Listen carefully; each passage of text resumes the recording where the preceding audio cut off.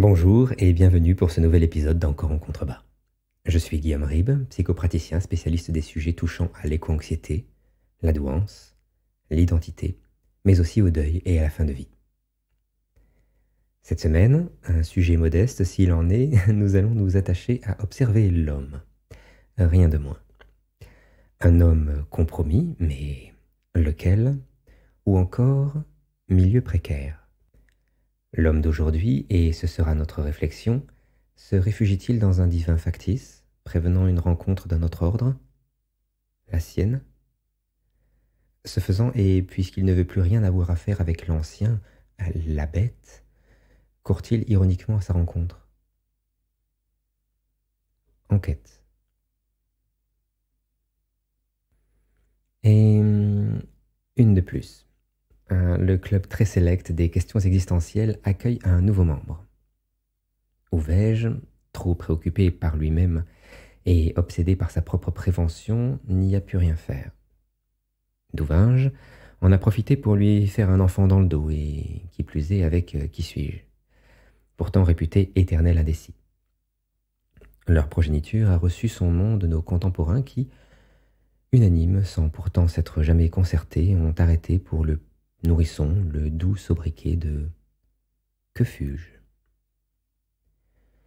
Que fus-je? Si cette question vous paraît absurde, c'est que vous n'avez récemment pas eu l'opportunité de côtoyer la fin de vie et ceux qui y font face.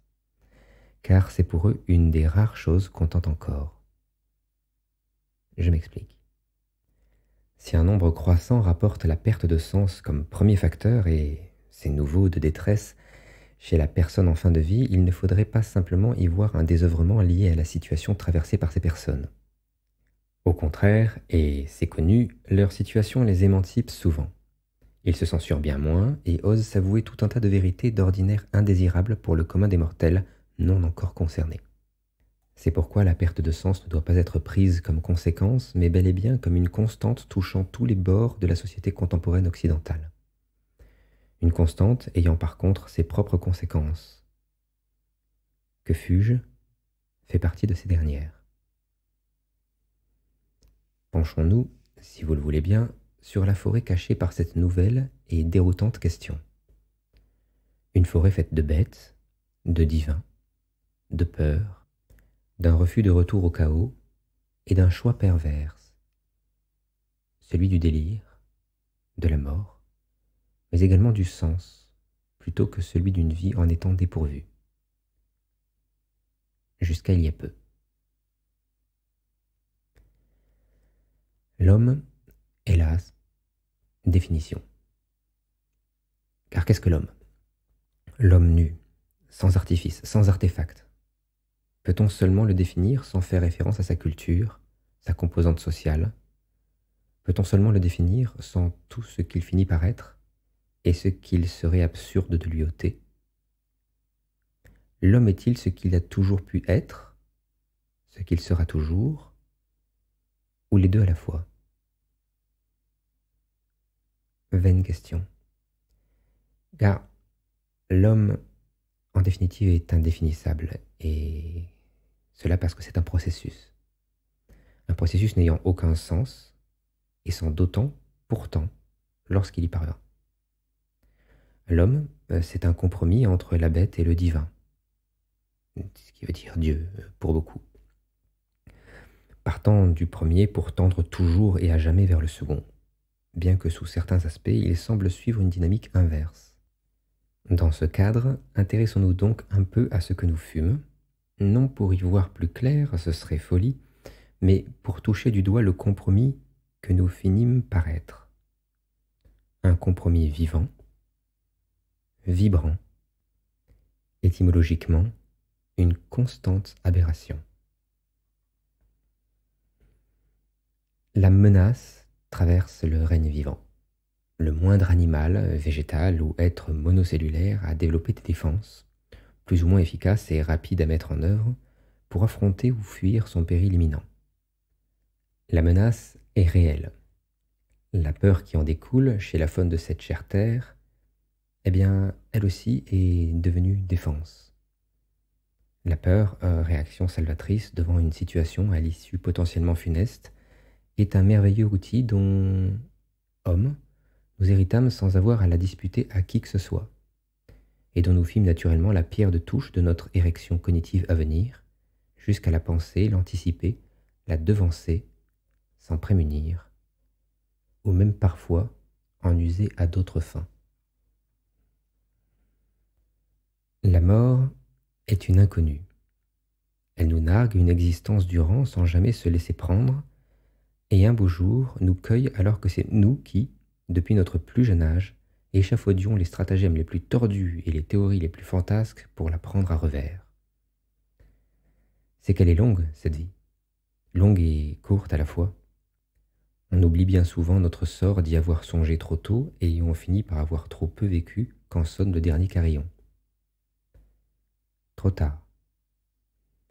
Mais c'est ainsi, et si nous le pouvions encore, nous nous consolerions en nous disant que nous ne sommes pas les premiers, qu'il y en a eu d'autres, qu'il y en aura après nous.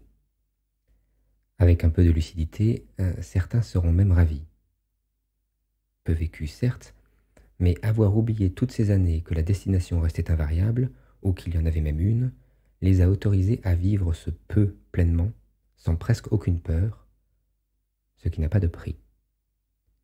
Une once au début, une once à la fin, mais l'un dans l'autre, pas suffisamment pour pouvoir dire que cette vie fut atroce. Peu de peur.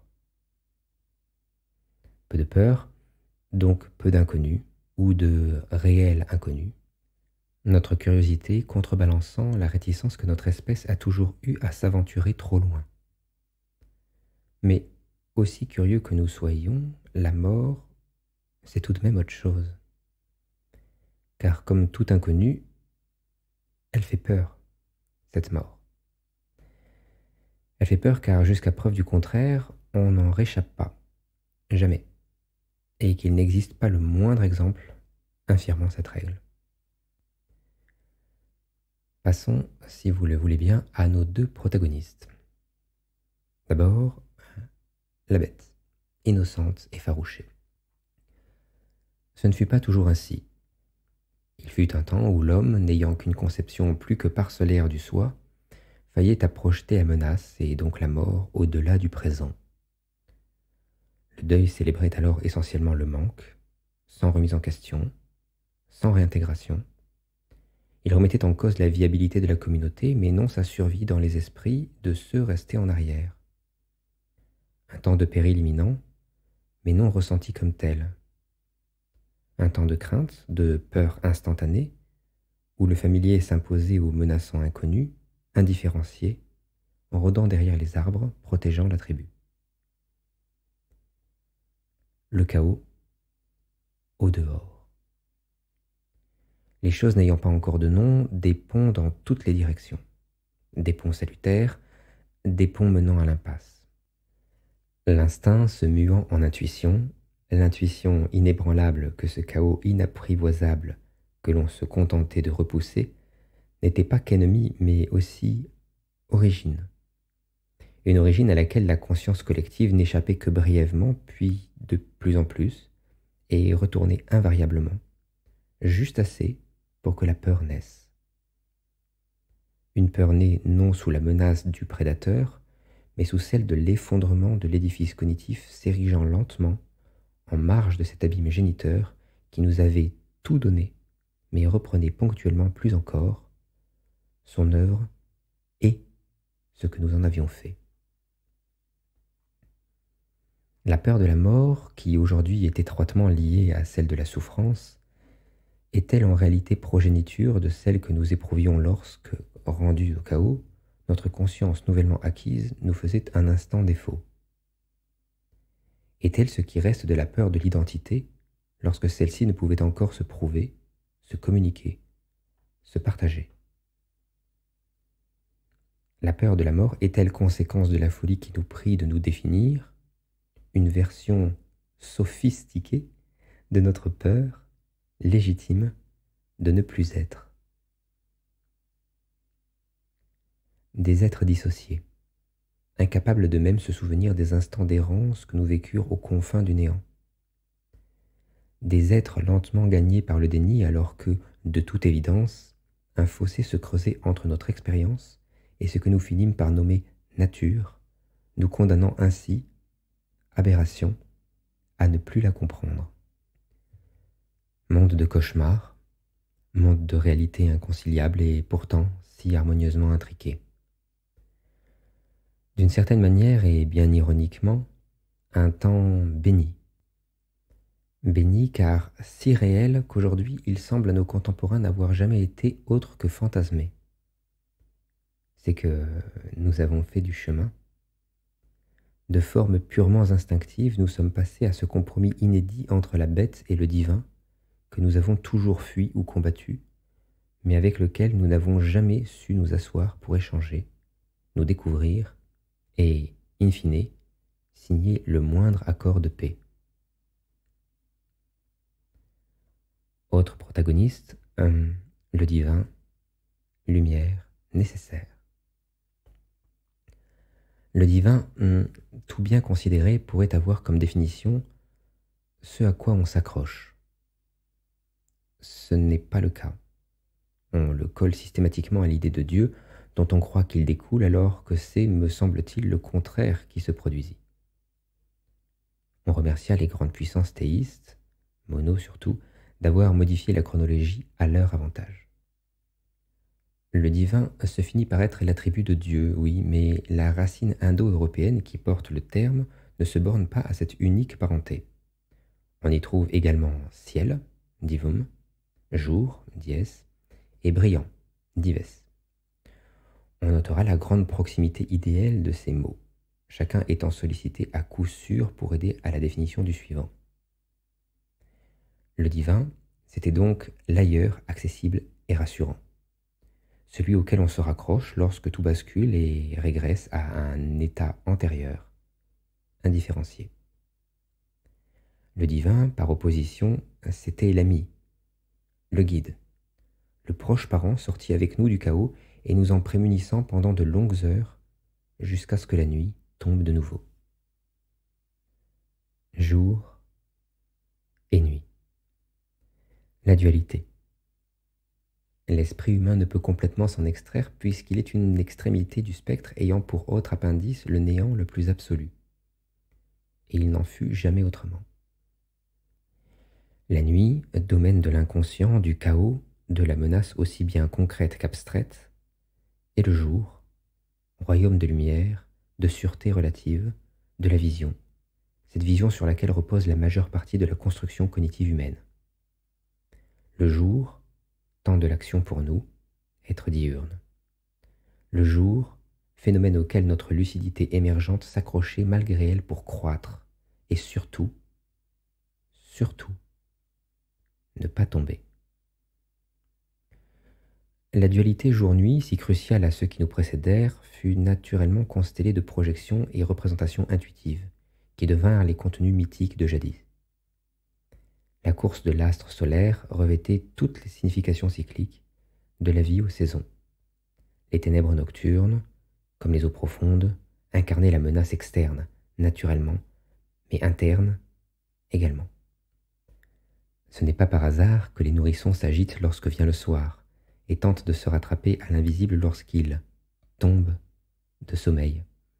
Ou encore bien plus tard que les personnes atteintes de maladies d'Alzheimer ou de démence, en général, voient leur désorientation augmenter au premier rayon du couchant. Lorsque vient le soir, nous renouons avec une peur ancestrale que la civilisation a peu à peu fait taire. Bien loin des villes et leur sécurité, sans réverbère, sans téléphone portable, sans force de police ni voisins pour vous venir en aide, qui, explorateur, prendrait sur lui d'affronter, sans visibilité aucune, l'inconnu d'une jungle où le danger rôde souvent littéralement à quelques mètres seulement du feu de camp? Personne. Personne, et c'est pourquoi le jour, et par là le divin, bien plus qu'un allié, se fit condition dont nos ancêtres étaient entièrement dépendants. Une condition de survie, certes, de développement et d'expansion, mais surtout un totem à l'ombre duquel l'humanité grandit sans jamais pouvoir le faire sien, sans jamais pouvoir se confondre avec, sans jamais le comprendre vraiment. Car le divin, ce n'est ni le ciel, ni le brillant, ni le jour. Non. C'est notre relation intime avec ces phénomènes, notre perception de leur importance pour notre salut. Le divin, c'est le pendant de notre peur d'alors, la raison que nous lui avons adjointe. La peur ne pouvait rester totalement inexplicable. À défaut d'irrationnel, elle n'aurait pas été digne de nous. Nous lui avons donc naturellement donné un cadre. Nous nous sommes donné un cadre. Combler les trous. L'homme a toujours très bien su faire. De là vint la confusion que nos âmes perpétuent aujourd'hui encore. De toute évidence, le divin nous était extérieur. Pourquoi donc alors ne pas l'institutionnaliser ainsi? Après tout, jour, brillant, ciel, tout ceci est bien hors de nous, non? Alors le divin, un peu plus, un peu moins, il n'y avait pas de mal et il nous le rendait bien, nous renvoyant en retour ce que nous projetions en lui. Même dans les civilisations ayant identifié le divin comme quelque chose d'inné ou d'intérieur, cela a toujours été dans le cadre strict d'une spiritualité iconique nécessaire à la propagation et à la perpétuation de la croyance. Ainsi, et tout au long de l'évolution de notre espèce, nous n'avons eu de cesse que de repousser ce divin. Ligne d'horizon par définition infranchissable, nous subordonnons tous. Nos outils primitifs, les technologies antiques, l'ingénierie industrielle, qu'importe. Repousser le divin.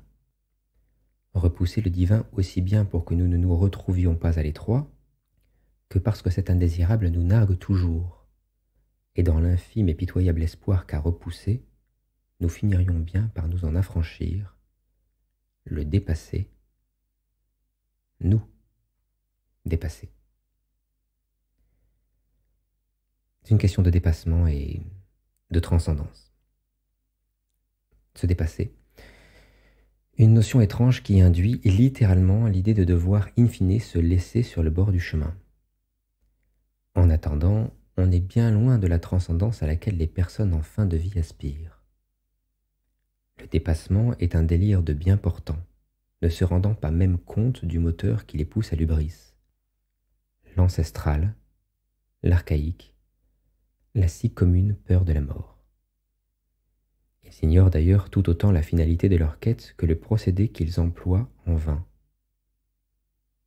Repousser le divin. Le divin, éternel symbole de l'échec de l'homme, a complètement échappé au chaos duquel nous naquîmes et dont nous n'eûmes depuis de cesse que de nous éloigner. Notre nature animale. Nous parlions plutôt du spectre esprit-néant. En réalité, on en touche là un autre, aisément superposable au premier, celui que je nommerai bête divin. Dans ce cadre, le divin pourrait être considéré comme un état idéal, totalement coupé de la réalité, vers lequel l'homme tendrait simplement sans jamais pouvoir s'y accrocher, autrement qu'ironiquement, le divin poussant encore et toujours nos semblables à sa poursuite, ou plutôt notre espèce le poussant toujours un peu plus loin de nous-mêmes, lui qui ne veut rien puisqu'il s'agit simplement d'une idée. Ce à quoi nous ne nous attendions cependant pas, et cela fut frappant ces dernières décennies, c'est que l'effondrement de la religion en Occident, couplé à l'explosion technologique et digitale, propulsa ce divin après lequel nous courions plus loin encore, jusqu'à ce qu'il creuse significativement l'écart. Les idées nous échappent. Le présent devient culte, un refuge pour ceux ne sachant plus aborder le futur, tant il les dépasse. Rien d'étonnant alors à ce que ceux ne jouissant plus d'un futur tirent la sonnette d'alarme. Où est la bête? Pendant si longtemps niés, certains semblent lentement y revenir, sainement, sagement, mais tout de même un peu contraints par un modèle sociétal intenable au long cours. Où est le divin? L'affaire est plus délicate. Il a pris la place de la bête. Nié. Nié en bloc et remplacé par un ego dont la maladie a son propre spectre. Un ego qui n'a en temps normal que faire de ces choses-là. L'ego comme lumière, comme guide, l'ego comme prophète, auto-prophète. Ce fut l'ego, c'eût pu être autre chose.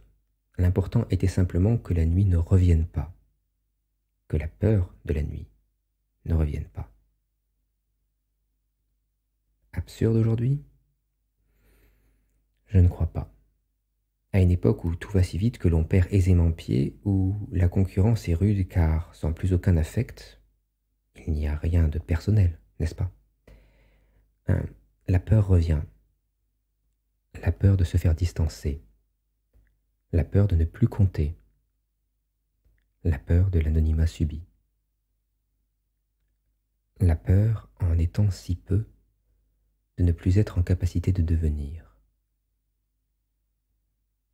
À nouveau, la peur du néant. Une peur ou un pressentiment?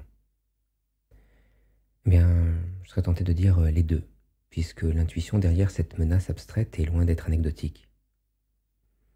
Enfin, l'homme présage que son dépassement ne peut, systématiquement, aboutir, et, si poursuivi obstinément, ne conduira qu'à une régression de l'être, ou tout du moins son insupportable frustration. Une frustration existentielle donnant libre champ à toutes les maladies imaginables, et dont corps comme esprit se passerait bien. Si nous avions des yeux capables,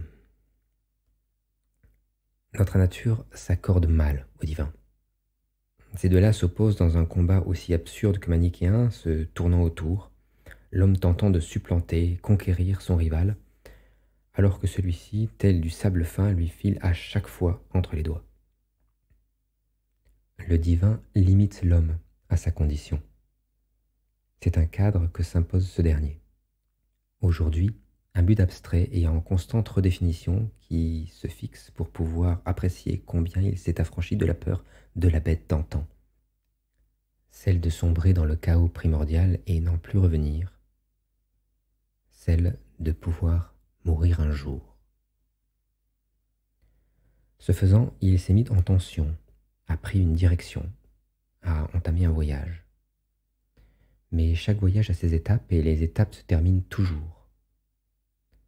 Dans un monde qu'il comprend viscéralement de moins en moins, à mesure qu'il l'explique de mieux en mieux, l'homme s'est aliéné une part constituante de lui-même. Le divin, loin des représentations ésotériques qu'on en donne aujourd'hui, est l'expérience d'un phénomène des plus quelconques, si tant est qu'on sache où le croiser. Car sans phénomène, nulle expérience, et chercher le loup dans les sous-bois est d'une absurdité sans nom, tant il dort depuis l'aube de notre temps dans notre bergerie. Une bergerie fortifiée au-delà du raisonnable pourrait garder prisonnière une toute autre bête. Une bergerie dont nous avons confié la clé à notre chien fidèle, qui, après l'avoir avalé par zèle, peu à peu, se meurt des plaies qu'elle lui occasionne. Si seulement nous avions des yeux. Si seulement nous avions des yeux capables de voir combien le chien souffre, de voir combien le loup qui nous nargue est en réalité notre allié, de voir combien ce n'est ni lui ni la bête, mais les sous-bois dans lesquels nous nous égarons en quête, qui nous menacent en définitive. Si nous avions ces yeux, alors nous ne nous aventurerions pas vainement en dehors des limites de notre logis. Alors nous admirerions une vie durant cet horizon fait de cimes respectables, et nous nous y rendrions que pour humblement disparaître, plutôt que pour nous y sentir vivre. Car la vie est à l'intérieur. Alors, à défaut de compromis, nous serions cet insaisissable milieu qu'on ne sait trouver nulle part ailleurs. Alors, nous serions cet équilibre qui nous manque aujourd'hui tant. Ainsi, que fus-je? Bonne question. Une étape. Une clé avalée par un chien, forgée pour contenir une bête et nous prévenant d'approcher le loup qui en est le pendant. Le pendant. À moins qu'il n'y ait point de loup, point de bête, et que tout cela soit une et même chose, que l'on dissocia pour s'inscrire en son sein, se faire une place là où on l'estimait déjà prise. Prise? Mais par qui? Par nous-mêmes. Nous avons séparé à coups de cognition ce que nous étions et ce que nous tendions à devenir, créant par là un spectre qui n'avait pas lieu d'être, un spectre basé sur aucune observation, un spectre comme lit douillet où nous pourrions une éternité durant nous lever, roulant de droite à gauche, cherchant en vain la bonne position. Il est possible qu'il n'y ait pas de bonne position, pas de lit, que le spectre créé en soit bel et bien un, mais d'une toute autre nature. Que fus-je se confondrait alors avec où vais-je, l'Éternel soucieux de son sort, cocufié en ce début d'article. Nouveau venu, nouvelle mue de l'ancien régime? Oui, et pas seulement. En extrapolant, on pourrait même conclure que toutes ces grandes questions n'existent que parce qu'on les sépara jadis les unes des autres. D'où viens-je et où vais-je, désormais extrémité d'un spectre n'ayant plus lieu d'être? Qui suis-je, n'étant légitimé que par l'existence dudit spectre sur lequel nous croyons avoir à nous positionner? Le divin, rappelez-vous, ce à quoi on s'accroche. La bête, ce que l'on fuit. S'accrocher à une part de soi tout en fuyant une autre alors qu'elles se confondent finalement? Quelle drôle d'idée! Nul doute alors que nous vivions en déséquilibre constant. Jusque-là, on nous fit croire que c'était cela, être humain. Mais ce n'a pas à l'être. Pensons-y.